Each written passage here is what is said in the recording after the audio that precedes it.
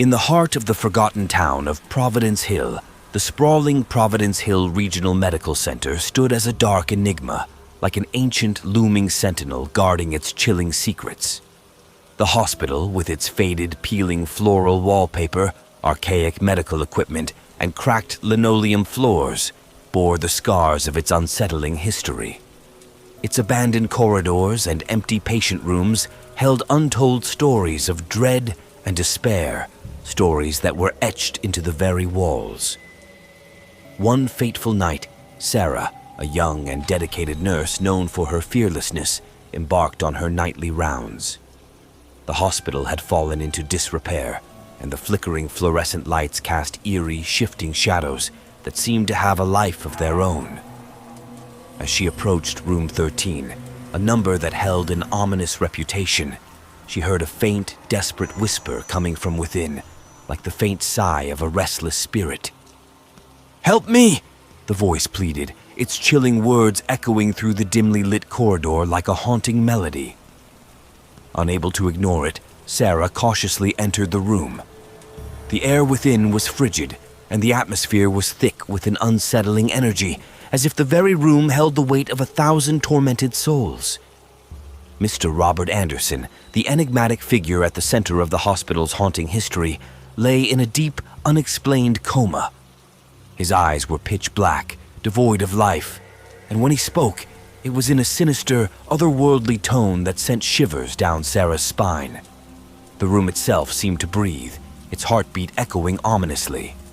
Terrified, she turned to leave, but the door slammed shut on its own with a deafening thud, sealing her fate within the room's malevolent grasp. Her phone, her only source of help, displayed a cryptic symbol on its dying screen before descending into darkness. The walls, once decorated with the faded remnants of floral patterns, began to bleed, forming the same disturbing symbol in pulsating, dark red lines. They seemed to pulse in rhythm with the whispered horrors that emanated from the very heart of the room. Sarah's panic reached a crescendo as Mr. Anderson, now transformed with elongated limbs and a grotesque grin, stood before her, a nightmarish embodiment of the room's malevolence. His sinister whisper filled the room. "You can't escape." His eyes were dark hollows, devoid of life, and yet they seemed to hold the weight of an eternity of suffering. Gaurav's heart raced, its frantic rhythm echoing through the chamber as the apparition reached out, its spectral fingers brushing his skin. Desperation surged within him, and he tried to flee, but the surgical theater's doors slammed shut with a resounding finality that sealed his fate. The lantern's feeble light dimmed, casting the room into an oppressive darkness, the very air thick with the malevolence of the past. The surgeon's voice echoed through the room, recounting the horrors that had taken place within St. Agnes Asylum. His words were chilling, a testimony to the suffering that had transpired here. The room's walls seemed to bleed, as if they held the memories of countless procedures, the grotesque scars of agony etched into the very foundation. Gaurav's screams for help pierced the cold, lifeless air, but they seemed unheard by anyone beyond the cursed asylum's walls.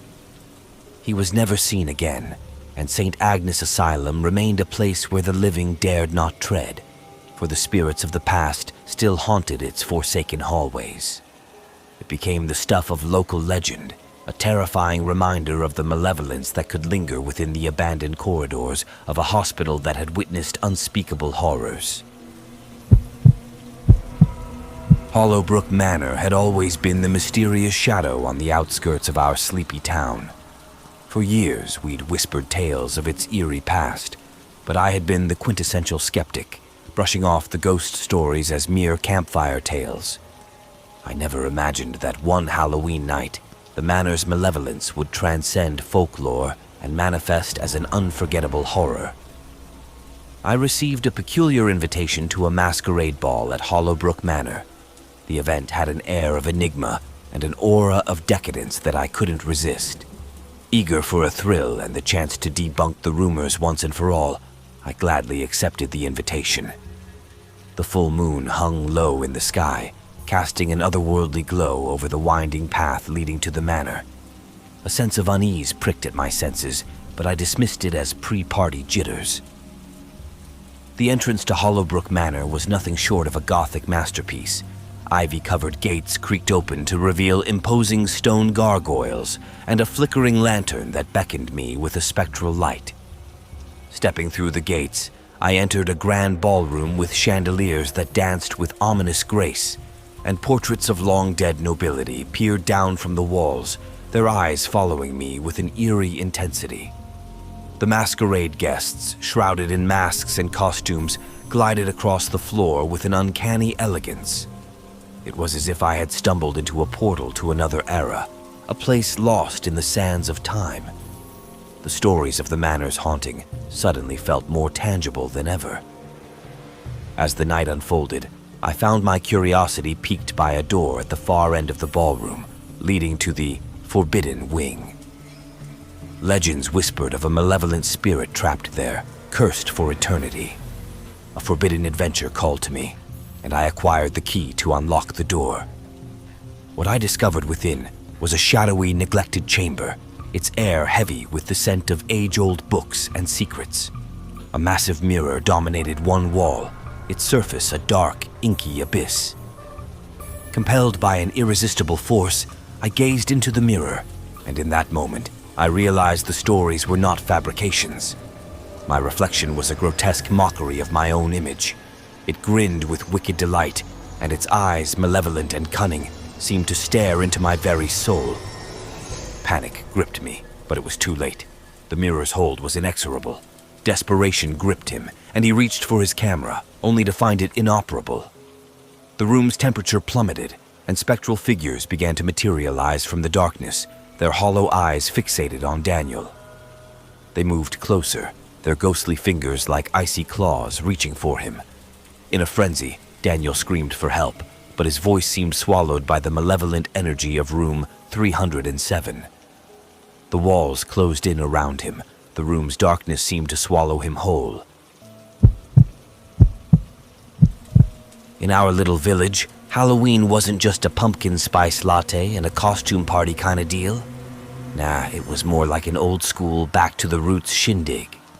You see, we believed that on this particular night, the living and the dearly departed had a sort of meet and greet opportunity. So we got together in the heart of that dark, mysterious forest, as we always did. The chosen spot? A gnarly old oak tree, older than your grandma's grandma. We lit a bunch of candles and started chanting. Felt like a scene from a cult movie, but it was our tradition. The excitement in the air was electric, and it seemed like even the elements were in on it. Just when things got really intense, a gust of wind crashed the party, blowing out every darn candle. The darkness swallowed us whole, and creepy whispers seemed to come from the very ground we were standing on. Shadows danced like they were auditioning for Dancing with the Stars, and let me tell you, it was pretty eerie. From out of nowhere, a spooky figure emerged, wearing a tattered robe and a face hidden in the shadows. It moved like it had been practicing some wicked dance moves for centuries. I was the brave one, or the crazy one, so I decided to step forward and have a chat with this mysterious guest. The figure extended its bony hand, and in a voice that could have chilled a polar bear, it said, "I've been the guardian of your village for ages, keeping things in check. But tonight, you've got to make a call." In its hands, it revealed two ancient keys, one glowing like your grandma's antique lamp, and the other as dark as the night itself. The weight of the decision was heavy, let me tell you. It was a call that could shape our village's destiny for ages. We didn't overthink it. We just grabbed the ominous dark key. The figure gave a nod of approval and disappeared in a gust of wind and shadows. We headed back to our homes, and the whole thing left us feeling like we'd been in a scene from a classic ghost story.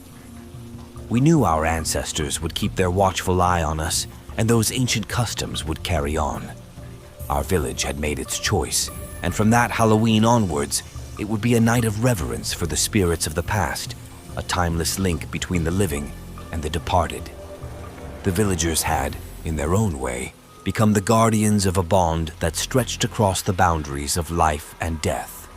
As we made our way through the woods, the eerie laughter seemed to linger in the distance, a constant reminder that this Halloween night had turned into something far more intense than we'd bargained for. We couldn't help but wonder who or what that spectral figure had been. Back in the comfort of our homes, we huddled together to piece together the events of the night.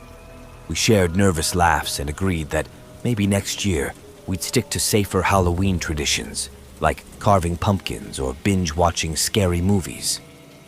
That Halloween adventure had left us with a tale to tell, a spooky memory that would undoubtedly be retold around campfires and during late-night sleepovers for years to come.